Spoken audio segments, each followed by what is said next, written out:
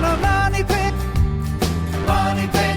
If your basement needs a pump or your place looks like a dump, you live in a money pit. Money pit. Pick up the telephone, fix up your home sweet home by calling 888 Money Pit.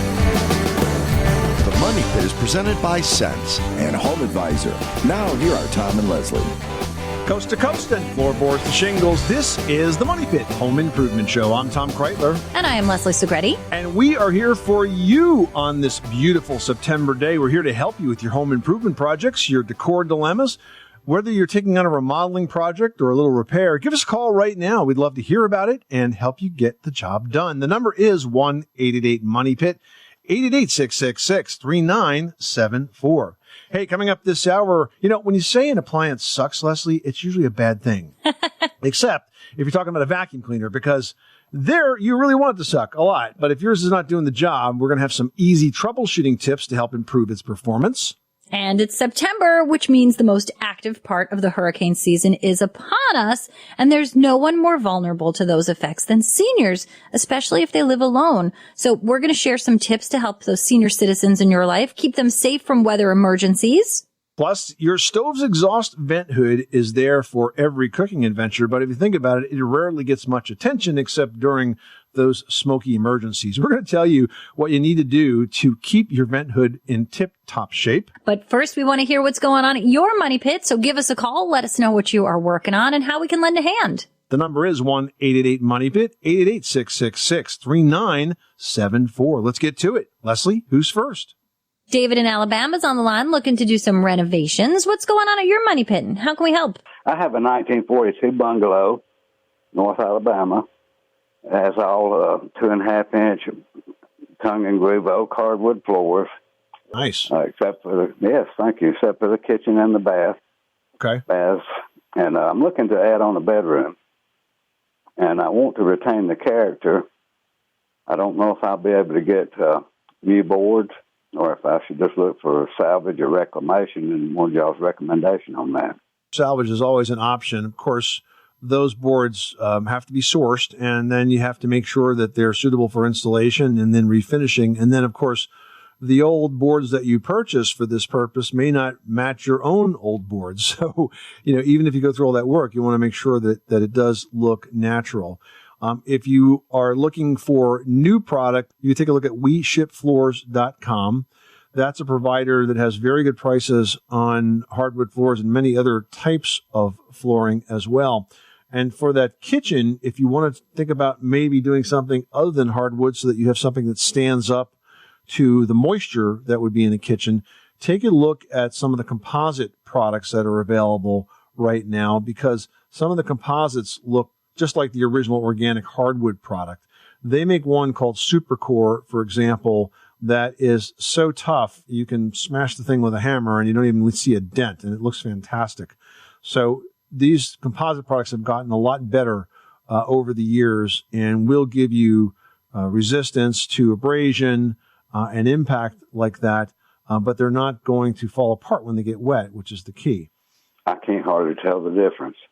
Yeah, exactly. Yeah, they're beautiful. Well, I appreciate the info on the hardwood for the rest of the house. That gives me a good tip, and that's WeShip.com. WeShipFloors.com. The website is WeShipFloors.com. Yeah. Okay, I'll check it out. That'll give me a heads up, and maybe I can start there. All right. Well, good luck with that project. Thanks so much for calling us at 1-888-MONEY-PIT. Betty in Tennessee, you've got the Money Pit. What's going on? Okay, I'm in Tennessee, and for several weeks on end, we have temperatures from the mid-80s and up to almost 100. During that time, when it's really hot, there is mold that comes into my closet that leads to the attic stairs. Okay. And it comes out from a couple of vents in a couple of bathrooms and sort of on the ceiling and the hallway adjacent to the attic stairs. How do you know it's mold and not something else? Well, I mean, it's little black spots and, The reason I say that is sometimes if you have a difference in temperatures, you will get condensation of basically the airflow on those surfaces. Now, that condensation can deposit some of the dirt that's in the air, and it's not like you have a dirty house. It's just that sometimes you get dirt particles in the air on the walls, and they'll stick to the cooler parts and not so much to the warmer parts. So, one question I have is it really mold that you're seeing? Because mold doesn't usually become airborne. It just kind of grows on a surface. Well, I don't think it's sticking to cooler parts because the closet that leads to the attic stairs, the heat is intense in there, and I try to leave the door open as much as I can. So if it is mold that's forming, it sounds to me like it might potentially be in your duct system, which is unusual, but I'm wondering where else it could be. Have you had the system cleaned? Have you had the filters replaced on your systems? Because that should be trapping mold spores. No, I just really didn't know what to do. All right, well, here's what I would do. I would have the HVAC system inspected by your heating and cooling company to see if they find any of these deposits inside the system. And if that's the case, I would have that and the duct system thoroughly clean. I usually don't recommend that because it's almost never necessary. But if you're getting this much mold forming in those areas, it may be that there are deposits inside the ducts and it does need to be cleaned. Just make sure it's done by a professional so it doesn't get released to other parts of the house, okay? Okay, who would be the professional? Duct cleaning experts that have dealt with this problem before, and your HVAC company may be able to point you in the right direction. Thank you very much. Good luck with that project. Thanks so much for calling us at 888-MONEY-PIT. Russ in Iowa, you've got the Money Pit. What can we do for you today? I have some casement windows, the old crank-style ones. Yep. And we need to replace windows, but can those be replaced with double-hung windows easily, or is it going to be major work? Well, if it's a casement window, you don't have an existing sort of window jamb that would stay behind. If it was an old double hung and you took out the sashes, you could slip a replacement window in between that and use the old sort of frame, but just replace the sashes. Because it's a casement window, you physically have to take the entire window out. So it's more like doing a new construction window installation where you have to, kind of mess with the siding to get the whole window out and then put a new window in. In terms of the shape of it too, if it's sort of shaped for a double hung, double hungs are more tall than they are wide. Casements can be, kind of squatty in terms of their style. So you want to make sure it's going to look good. But listen, if you're going to take the casement out and it's not going to fit a double hung well, why not put in a new casement, but just put in a good quality casement like an Anderson, for example. And that can fit, alongside double hungs quite well. In fact, I've got both casements and double hungs in my home, and they look quite natural together.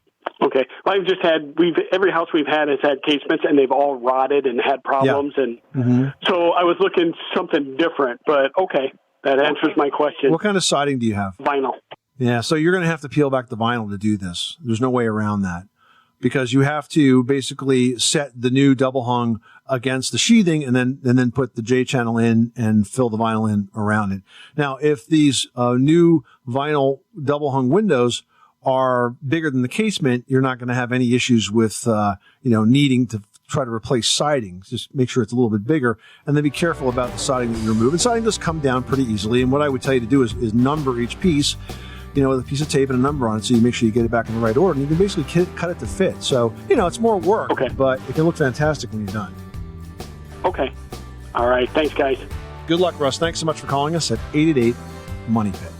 You are tuned to the Money Pit Home Improvement Show on air and online at MoneyPit.com. Give us a call anytime over here at 888-MONEY-PIT, presented by Home Advisor, where it's easy to find top-rated local home improvement pros for any project. Just go to HomeAdvisor.com. And just ahead, when your vacuum doesn't suck, it kind of sucks, but it's not hard to figure out the problem. We're going to have some easy vacuum cleaner troubleshooting tips after this.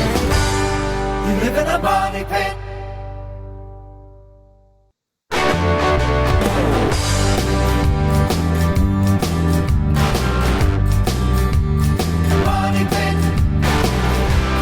The Money Pit is presented by HomeAdvisor.com. Whether it's minor repairs or major remodels, leave it to Home Advisor to do the work. Check out HomeAdvisor.com. Where home solutions live, this is the Money Pit Home Improvement Show. I'm Tom Kreitler. And I'm Leslie Segretti. Here's what we'd like you to do. Pick up the phone right now and call us. If you've got a project going on at your Money Pit, we'd love to help. The number is 1-888-MONEY-PIT, 888-666-3974.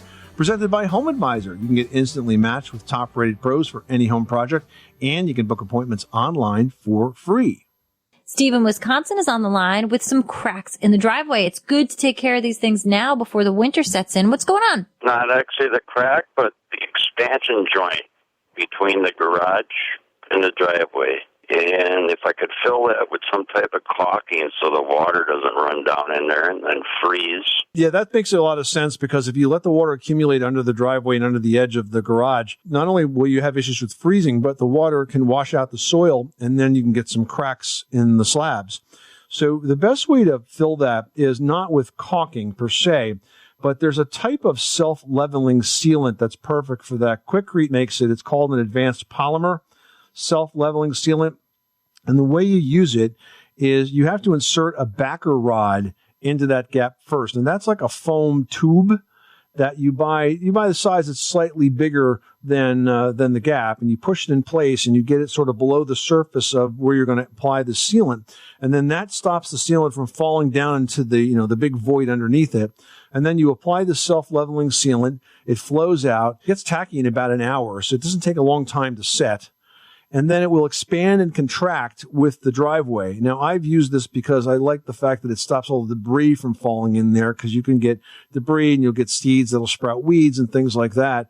But it's also very easy to use, and because it expands and contracts, you're not going to have to do this every couple of years. If you do it once and you do it right, you won't have to do it again for quite a while. Well, thanks, Tom. And then it's advanced polymer, huh? Yep, that's right. It's called Quikrete's Advanced Polymer Self-Leveling Sealant. It's the self-leveling aspect that's perfect for this driveway. Okay, thank you very much. Good luck with that project. Thanks so much for calling us at 1-888-MONEY-PIT.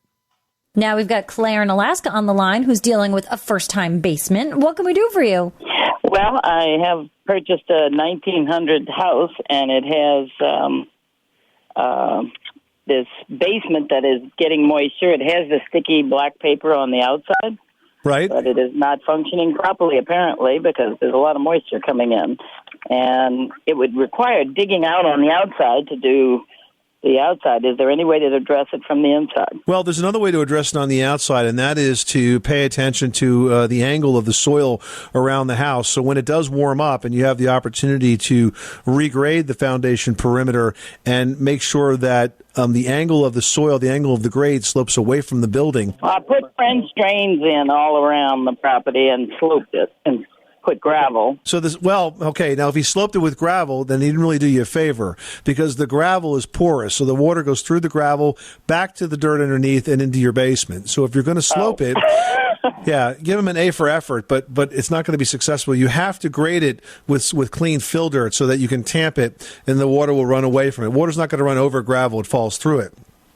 But there's a second thing to check, and that is, do you have gutters on the roof? No, because the snow pulls them off. Right. Okay. Well, look, if you can collect the water at the roof edge, and even if you have deep gutters, or if you use the type of gutters that have like the warming cables up on the roof, if you prevent water from running off the roof and against that foundation perimeter, you'll prevent a wet basement, because most of the water collects at the outside. Protect the perimeter, keep it as dry as possible. And a lot of wet basements are caused because gutters are missing or gutters are clogged, and then water rolls off the roof right against the foundation. Soil's flat, so the water's got nowhere to go and just sits there and leaks into the basement. Okay, so I got to work on that. Well, now that the weather is getting more cool outside, more officially entering the fall season, I bet everybody's gearing up to stay inside for those long winters, and maybe you're starting to do some winter cleaning, and that usually involves the vacuum. You want to keep the area dust-free. But what happens when your vacuum cleaner is acting up? Maybe the suction's not so great, and that fix is actually easier than you think. If the suction is poor or maybe not even happening at all, there could be a clog in the hose, the bag, or the filter, or it could be the fact that the canister might simply be full and need to be replaced or emptied. Now, if you're hearing a sort of funny noise or vibration, first you want to try to find out where that's coming from. If it sounds like it's coming from the motor area, it may very well be a broken fan blade. Pretty common condition as vacuums wear. But if the noise is coming from the brush area, then it could be a defective brush, a roller bearing, or the brush roller itself. But if either is defective, it needs replacing, and that's not really that hard to do. Now, if you're finding that the vacuum itself is hard to push, it might have a broken or worn belt, or it might have come off the motor spindle. Finally, if the vacuum kind of has like that burning rubber smell, it could be coming from the belt. So you want to check the brush roller for any obstructions and clear away any hair or carpet fibers. And if the brush roller spins freely with that belt removed, you can reinstall the belt and then test again for proper operation. And here's a trick. If you do need to replace your vacuum cleaner belt, let's face it, it's not always the easiest thing to find. I mean, you can find it online, but what I usually do is buy two because I know it's going to happen again. And what I'll do is I'll tape the extra one to the vacuum handle so it's always there. And I've actually had to use that extra one from time to time. So I'm kind of glad that I did that. If you'd like some more vacuum troubleshooting tips, check out moneypit.com. If you search vacuum cleaner, you'll find all of our tips for making sure that machine works perfectly every single time. James in Tennessee, you've got the Money Pit. How can we help you today? Well, my daughter, I got a house that I gave to her that was my father's old home. So she was cleaning they're doing some remodeling to it, and had wallpaper on this wall, so they tore it all off. And then they had newspaper on it from 1941. Wow. and a whole bunch of stuff about FDR and before World War II. Oh, that's amazing. Took all that down, and then the wall is made up of boards that are 12 inches wide, 8 feet tall. It's 1.5 inches thick. Started looking at it, and it's all American chestnut. Oh, wow. That's beautiful. So she wants to just cover it back up. I said, no way. No. I said, if you don't want it, let's so take it classy out. today. I said, you ought to be able to get quite a bit of money for it. You're suggesting that she remove them, or do you want to use those as the final wall? Well, she thought about that, but then she said, well, I'm just going to paint it because it doesn't match what I got. And I said, no. And I'm trying to talk her out of this very seriously because I said, they don't make that stuff anymore. Yeah, no, they don't. That's really a very rare find. And I think if you were to sand it and refinish it, you'd have a really lovely wall surface. And even if the color wasn't quite right, I'd rather see you stain it to bring the color closer to what she wants it to be and still have all of that character. Leslie, what do you think? I mean, it's always so rare to find such beautiful wood in good condition. And I think there's some ways to enhance it, enjoy it, and make it sort of go along with the rest of the decor, whether it's changing the stain slightly on it, adding just sort of a clear coat to just really bring out that graining. I wouldn't be afraid of it. And I'm not afraid to mix different types of woods as well. And then different types of wall features. Of course, you can still hang your art. You can still hang, pieces of fabric or woven items. There's different ways to make it work. And I would hope that she would embrace that. Looking at it, these boards are 1.5 inches thick. They're not, I said, you could take that thing down and probably have them sawed up even greater and have a lot more wood to work with. Or just have them planed. You could have them planed and smoothed out. If they come out easy enough, that might be an option. I'd consider that because obviously sanding them when they're vertical is a lot of hard work. But you could take them to a mill and have them planed so that they would basically take just 1/8 inch off the surface and you'd have a perfectly clean, new American chestnut surface to work with after that. Okay, well, I'll just, like I said, I don't know what the stuff is worth, but I've been told it's very valuable. Yeah, well, listen, I mean, you could sell the material, but I think the most value is in this beautiful home that you've given your daughter, and I think it really speaks to the age and the character of the building. So I agree with you. I try to talk her out of it. All right. Well, I thought I was listening to you all the other week, and I said, man, I'm going to ask you people what y'all think. So I guess I'll try to work on her some more. All right. Well, we're glad you reached out. Thanks so much for calling us at 888-MONEY. All right. Thank you. Remember, you can reach us anytime with your home repair or home improvement question, 24 hours a day, 7 days a week, right here at 888-MONEY-PIT. Well, we're all at risk when emergencies happen to strike, but seniors who live alone face the most danger. Creating a weather emergency plan for the senior in your life, that's what we're going to help you do next.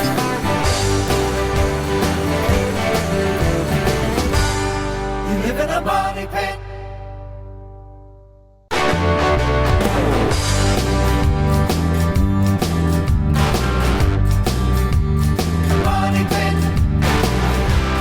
The Money Pit is brought to you by Sense. The Sense Smart Home Energy Monitor works like a fitness tracker, telling you what's on in your home and how much it costs, so you can save electricity and money. Learn more at sense.com. Where home solutions live, this is the Money Pit Home Improvement Show. I'm Tom Kreitler. And I'm Leslie Segretti. What are you working on this beautiful fall day? If it's your home, you are in exactly the right place. We're here to help you get those jobs done. So pick up the phone and call us right now at 1-888-MONEY-PIT, presented by HomeAdvisor.com. Never worry about overpaying for a job. Just use the Home Advisor True Cost Guide to see what others paid for a similar project. It's all for free at HomeAdvisor.com. Annette in Arizona is on the line and needs some help with a patio project. Tell us about it. The problem that I'm having is I've been wanting a patio cover put on my house for the last 20 years.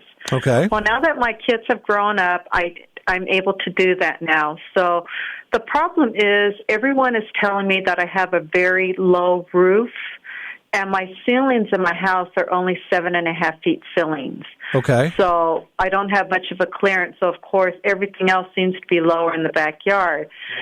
I've called probably 8 or 9 different builders now to see how much it would cost for this patio cover, and it's straight across. So it's 56 feet long, the whole length of the house. And I think probably 6 of them never call me back. That's pretty typical. And so the 2 that have, one of them is a very good friend of mine, and I really do trust him in building this patio cover. But he says I need to cut 6 feet into my roof in order to get the pitch that I need for the very end. So I really wanted a 56 feet wide by 10 feet out patio cover. Right. So what he's saying is that if he adds a roof, it kind of starts at the edge of your roof and then kind of comes out from that, you're not going to have much pitch. Is that correct? Because Correct. It's starting so low. So I think your builder friend is probably correct from your description. That said, the problem that you have with different builders giving you different advice can be completely avoided if you get a design professional to go in there first. So if you're able to find, for example, an architect in your area that want to take on a small project, have them design this patio cover for you, and then you'll have a set of specifications. You can work through all the angles with the architect or the designer. Then you'll have a set of specifications. You can call those contractors back and say, this is exactly what I want. Now just give me a price to build it. Otherwise, you have no way of comparing apples to apples because every builder is going to have their own solution, and you're going to get different prices, and you're really not going to know, how to compare them because who knows what one guy's doing versus another. Does that make sense to you? Yeah, I understand. And the problem is I wouldn't mind him doing it, but I'm so afraid that wherever he cuts into it to build out, I'm so worried that I'm going to start having problems leaking. I really wouldn't worry about it, okay? Because builders know how to build roofs and know how to build roofs that don't leak. And somebody built that roof that's over your house right now, and there's no reason to think that your builder can't attach another roof to it and then re-roof that area properly so that you don't get leaks. I think he's giving you the right advice because you can't, if you start low and then go out, you're going to end up with almost a flat roof, and that's going to leak like a sieve. So if you have a good pitch, that's going to be the surest way to avoid leaks. I would not worry at all about a contractor that has to, dig into an existing roof. That's done all the time. It's not a big deal. If somebody knows what they're doing, they can roof it properly, flash it properly, and you will have no leaking issues, new leaking issues as a result. All right. Thank you so much for your time. I really appreciate you answering because my worry was it's going to start leaking and then I'm going to have major problems because it's going to be leaking over the family room, the dining room, the kitchen, and the bedroom. And I said that's another problem that I don't want to get into. Yeah, well, now that the kids are gone, I think it's time for you to get that project done and enjoy it, right? Okay. Thank you so much. You're welcome, Annette. Thanks so much for calling us at 888-MONEY-PIT.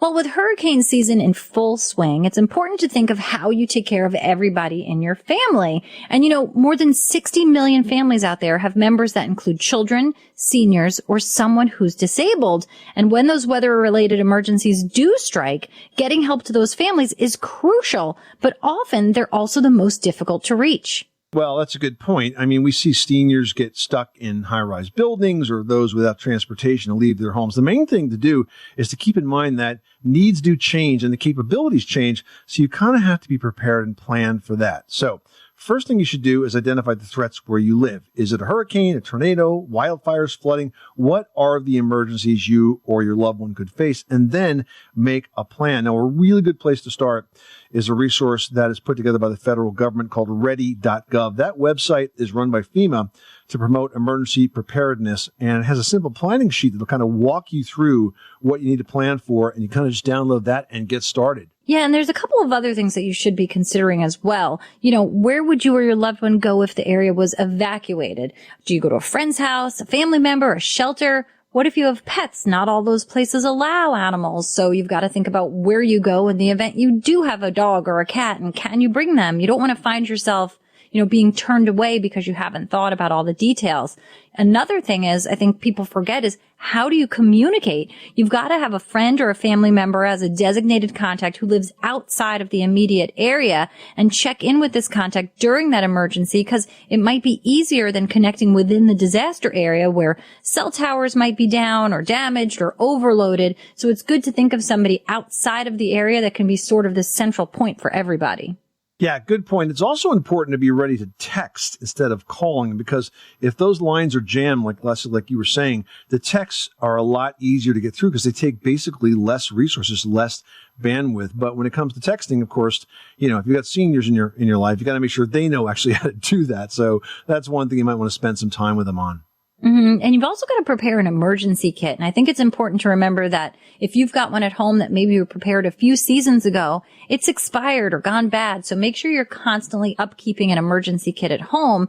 And inside this kit, you should include enough water and non-perishable food to sustain each person for 3 days. You also want to make sure that you have medicines to last at least a week, extra glasses, hearing aids, hearing aid batteries, and think about your medications. If you can't obtain an emergency supply, be sure to always fill your prescriptions on the first day that you're eligible for that refill rather than waiting for them to run out. This way you'll always have plenty on hand, and in case of an evacuation order, you're going to have enough warning to stash those. Just grab them and throw them in the kit. Now, one final tip. It's a great idea to keep hard copies of important documents like birth certificates, insurance policies, etc., because when disasters strike, your hard drives can fail, your batteries in your phones and computers can fail, and it can be really hard to get your hands on that stuff, even if you do have digital copies. By all means, you could put a digital copy of everything, say, on a flash drive and throw that in your kit, but always a good idea to have a paper copy available in that sort of go bag so that you'll have some basic materials that you might need to identify yourself or your house or contact your insurance company if you were in an area that was struck by a disaster. We hope that never happens to you, but hopefully we've given you some tips that in the event it does, you are ready. And we are ready to help you with your next home improvement project. So call us right now if you've got questions. We've got answers at 1-888-MONEY-PIT. Give us a call anytime with your home repair or your home improvement question, 24 hours a day, 7 days a week, right here at 888-MONEY-PIT. Up next, your stove's vent hood quietly does its job day in, day out, but it rarely gets the attention that it really does deserve. We're going to help you show your appreciation by keeping it in tip-top shape. We'll give you the step-by-steps after this. You live in a money pit.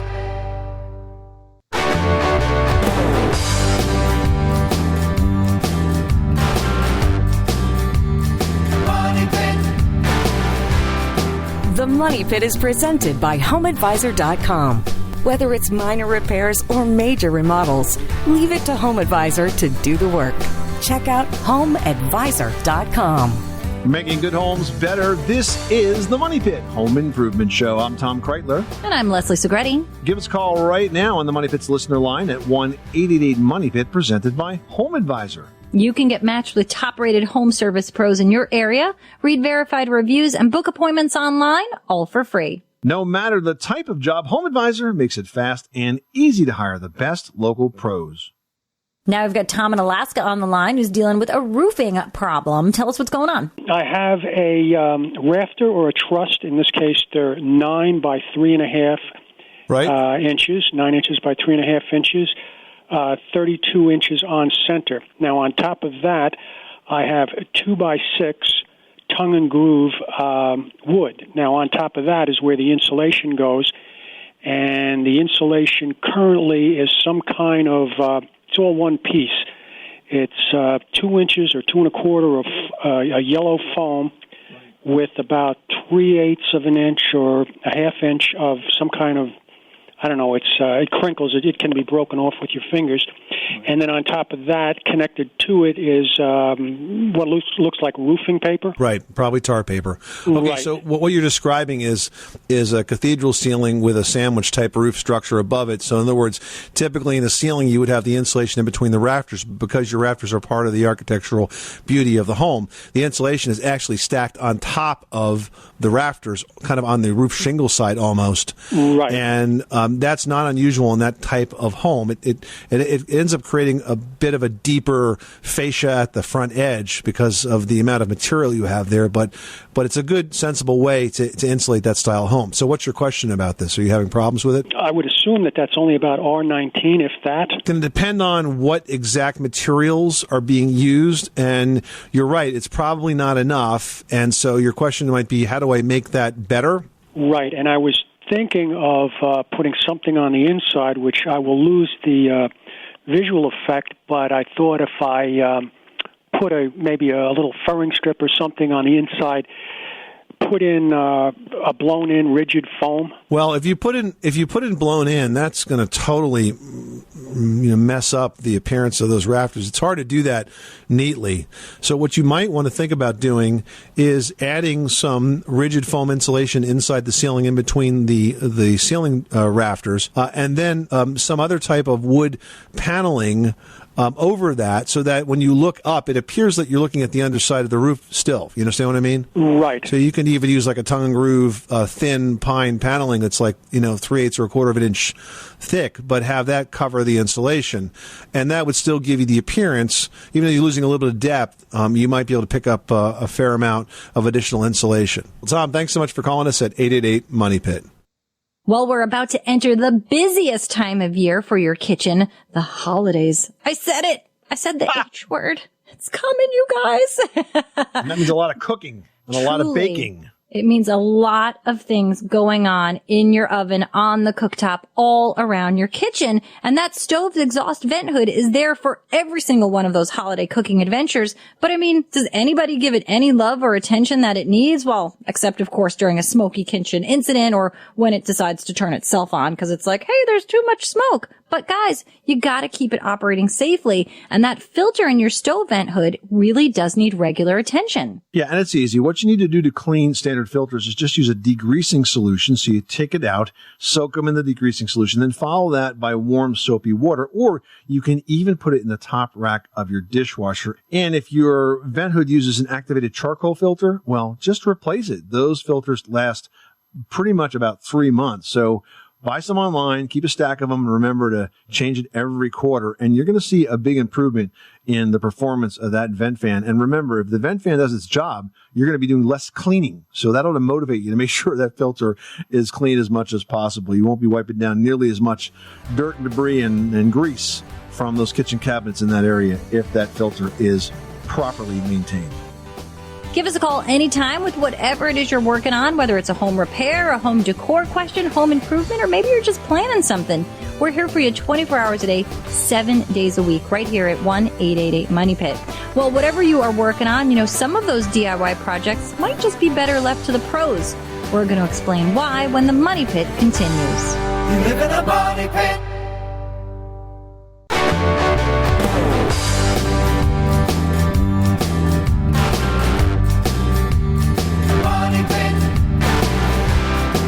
Where home solutions live, this is the Money Pit Home Improvement Show. I'm Tom Kreitler. And I'm Leslie Segretti. Give us a call right now with your home improvement question at 1-888-MONEY-PIT, or post your question to the Money Pit's Facebook page at facebook.com/themoneypit. All right, and Brian did just that. Now, Brian writes, I recently lost power to 2 rooms in my house. A friend had me test a few things and said that there's a bad wire somewhere in the wiring. I would hire an electrician, but we're trying to save money right now, so I'm going to have to do this job myself. Is there a device that I can use to test the wiring to find the bad wire? Better yet, how should I do this? These are a lot of questions that all involve the risk of death. Yeah. Yeah. Well, or certainly electrical fire. So, Brian, I mean, look, there's a reason electricians work for a number of years before earning their licenses. It is a hazardous sport, so to speak, especially in a situation like yours. you're kind of trying to find a needle in the haystack, and you have all the indications that you have a problem because you have these circuits that are not working. And that could be something very simple, or it could be something like a wire or a connection that is burning up. I just this past weekend was visiting my son at college, and he moved into a new house that he was renting with his buddies. And I thought, well, being a home inspector, ex-home inspector dad, I better do the home inspector thing. I popped open the electrical panel, which looked brand new from the outside. And you know what I found there, Leslie? A burned wire. Yep, a burned wire in a fairly new electric panel. So you never know, but it takes that level of skill to find it. So while I understand, Brian, that you're trying to save some money, I would hire an electrician for this project. And by the way, while the electrician is at your house, think about other things that you might want to have the electrician do, because part of the expense here is just kind of getting them to make the trip, sort of that trip charge part of it, even if the repair is minor. So if it ends up that it's a quick fix, maybe you can have them add a light fixture or add an outlet or do something of that nature to make the house a little bit more comfortable for you guys. But this kind of troubleshooting definitely should be left up to a pro. All right. Next up, I've got a post here from Jordan in Massachusetts who writes, we recently dug out an old garden patch that was up against our house. Just wondering what the best type of fill to use to bring the soil level back up to the foundation.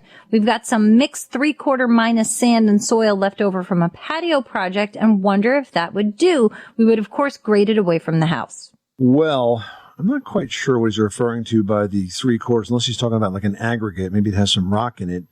If it does, and you mix it in with not topsoil, but with clean fill dirt, so it's real solid and firm, that might be okay to build up a grade. I think the mistake that most people make is that they try to build up grade with topsoil or soil that's very organic. Or I've even seen people and like try to do super it with mulch. moisture holding.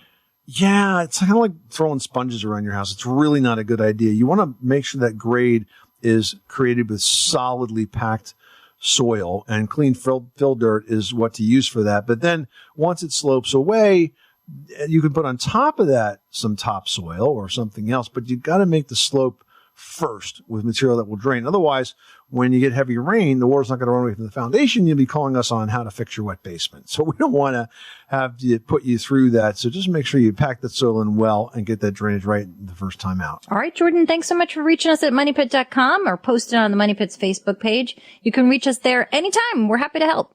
This is the Money Pit Home Improvement Show. Hey, thank you so much for spending this beautiful September part of your day with us. We hope we've given you some tips and ideas and inspiration to avoid the perspiration when it comes time to tackle your home improvement, decor, and remodeling projects. If you've got questions, though, and could not reach us on today's show, we get it, and we will be here for you when you're ready to talk and when you get through. So remember, you can pick up the phone 24/7.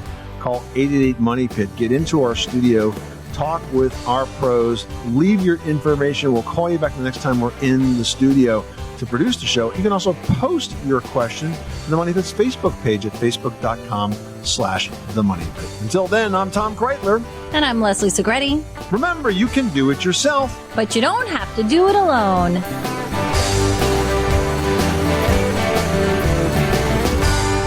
You live in a money pit.